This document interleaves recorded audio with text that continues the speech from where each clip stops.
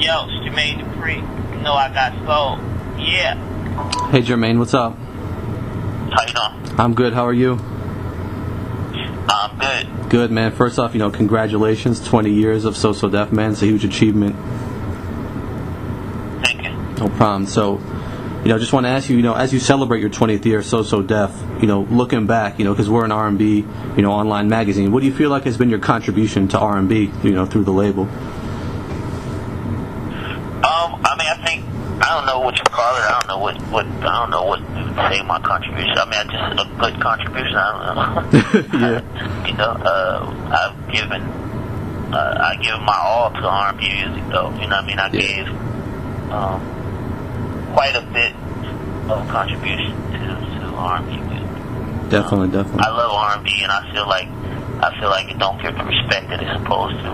Right. And I feel like, but I also feel like there's not a lot of people that care about it. So that's why it's treated the way it's treated. Right. And kind of, as it's changed over the last few years, R&B, you were hugely instrumental in the 90s and 2000s in crafting that sound of R&B. Past few years, it's changed a little. How has that made you, change the way you approach things and when creating music now? It doesn't for me, because I feel like, one thing that people don't understand about music is that the fans don't change. Right. Fans' ears don't change. It's the artists that change. And if you study music and watch over the years and watch a big artist come out with a great album and then they come out with another album that's not as good as that last album, the reason they sell is not because of the fans. It's because they didn't pay attention to what the fans actually loved about them. And artists believe they're supposed to change their sound every time they come out with a record, as opposed to sticking to what is already working. Right. You know what I mean? And if that's so.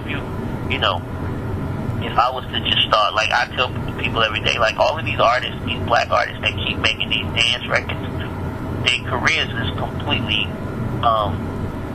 left of what it was when they was making straight R&B music. Mm-hmm.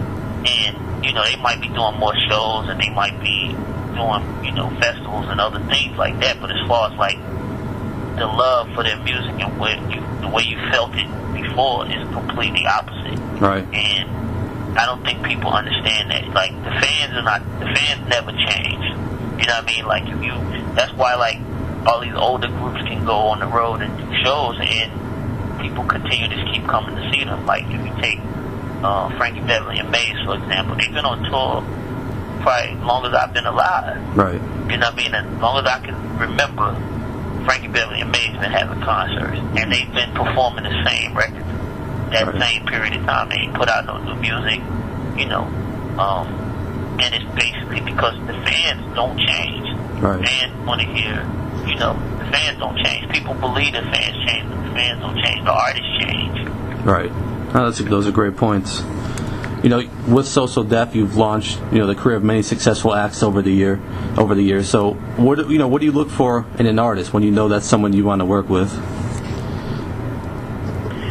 Just somebody that's hungry and somebody that's willing to listen. You know what I mean? Because I feel like I got a lot of knowledge in me about what an artist should do Mm-hmm. in their first album, do while they're doing interviews. I mean, I got a lot of things in me that I think that I could offer to a lot of artists, and if an artist come and they're not really like willing to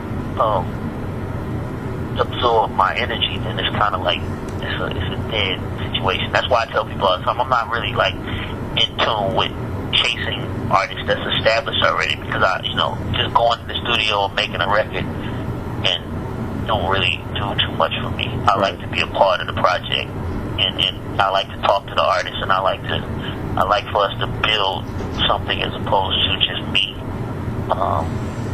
contributing to an album. Right.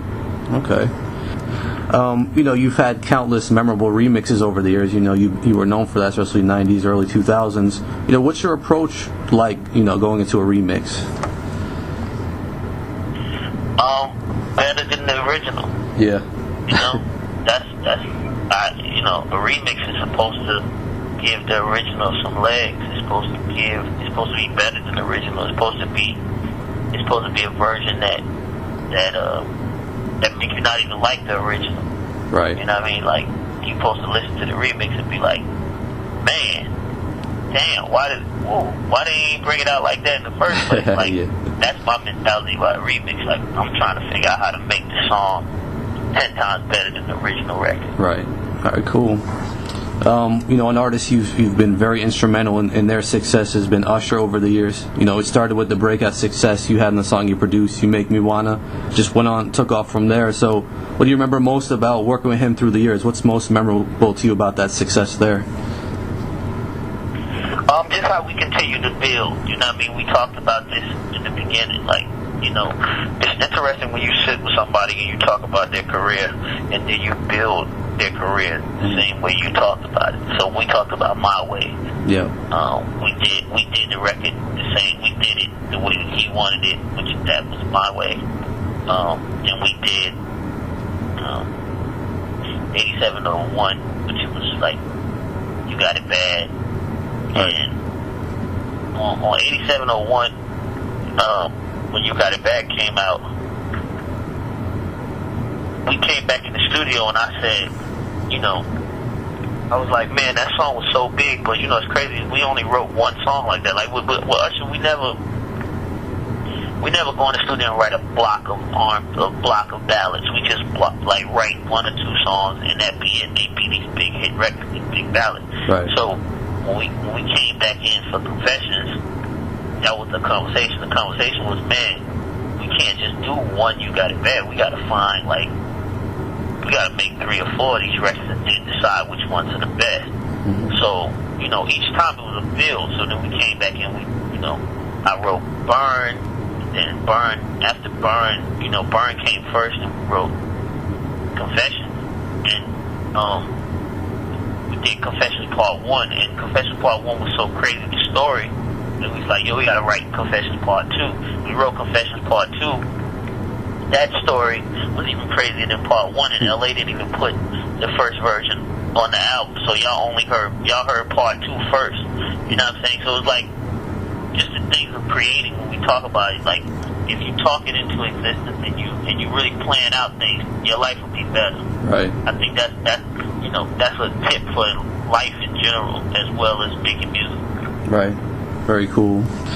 And talk about Jagged Edge a little bit. You discovered them back in the day. They were very successful with So Def. You kind of helped them, turn into legends over the years. So, what do you talk about their career and helping them build over the years? It's like, Jagged Edge is like, it's very interesting because, like, they was a different type of group. That's probably the only group that I didn't really write the majority of their lyrics. Mm-hmm. Like, they was the writers. Jagged Edge wrote mostly. They came with their songs pretty much already prepared, and I would just sit there with them and really make music that fit the lyrics, as right. opposed to me actually writing lyrics for them. It was like, it's always and that they gave me a breath to breathe. So if I was working with Usher, it was easy to work with Jagged Edge at the same time because I wasn't doing the same thing. Right. Okay. Another artist you've had a lot of success with over the years, Mariah. Of course, you've been in the studio with her almost every album the past decade or so. Having spent so much time in the studio with her, what do you feel like separates her and sets her apart from all the rest? We have a crazy relationship. You know what I mean? Like, we have a real interesting working relationship. Right. Because I'm as hip hop as I am, she wants to be double hip hop as me, right? So when we go in the studio, it's like I'm the guy that's actually, I turn into the R&B person when we go in the studio, and she turns into the rapper. It's a real weird situation. So she wants to do everything that's like all these rappers is doing, and everything that's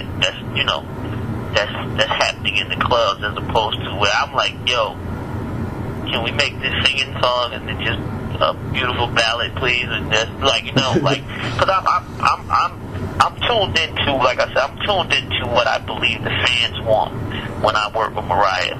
I'm not,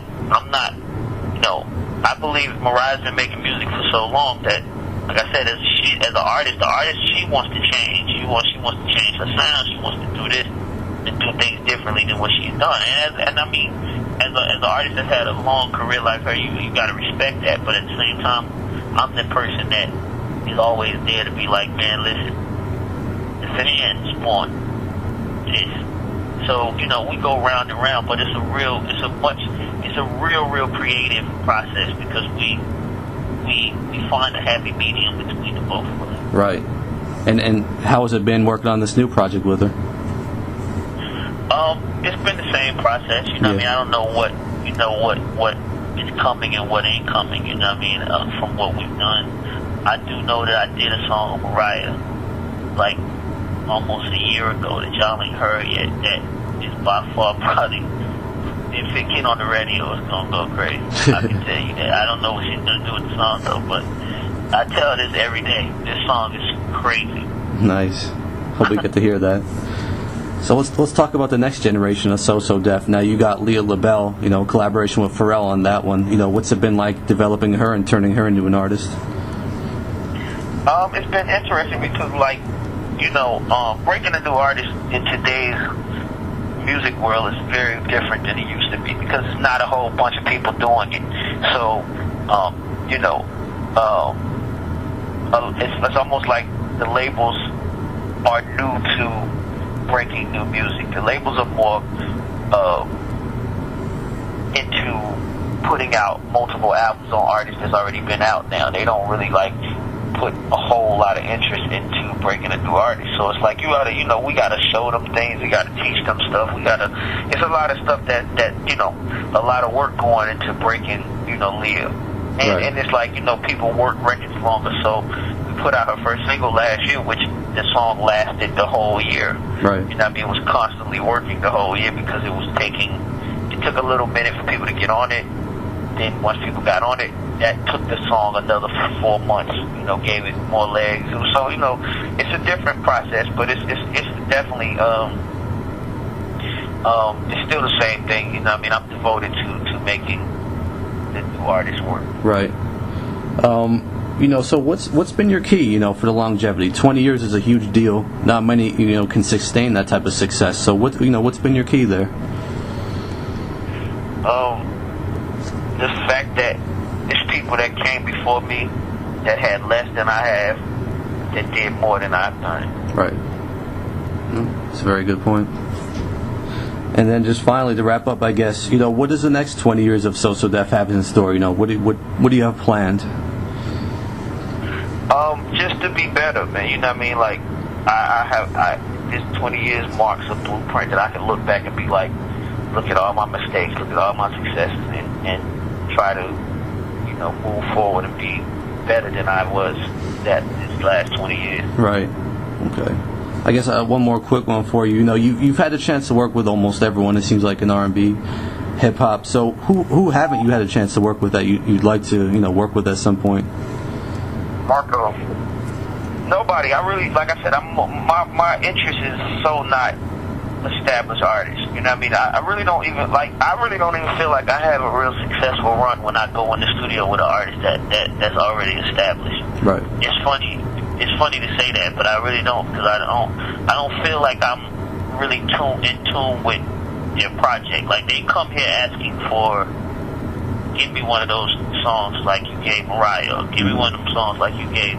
They come here asking for a duplicate of records that I've given someone else, and I don't genuinely go in the studio and make music like that. I go in the studio with a clean plate, you know what I mean, to be like, we making something from somewhere completely opposite, you know what I mean? Like, right.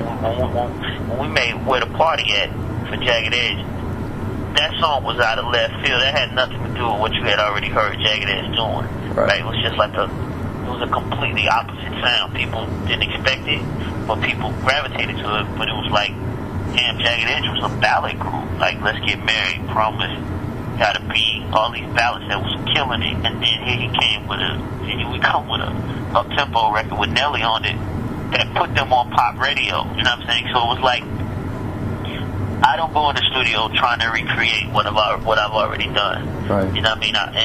And when me and Oz come see me, they come with that mentality. Like, give me one of the records you gave this person. So I mean, I really start when I'm in the studio working with somebody that's already established. I'm already starting almost in a uncomfortable situation because that's not how I actually make music. But yeah, I mean, I pretty much everybody I got an opportunity to work with, I don't take for granted. You know what I mean?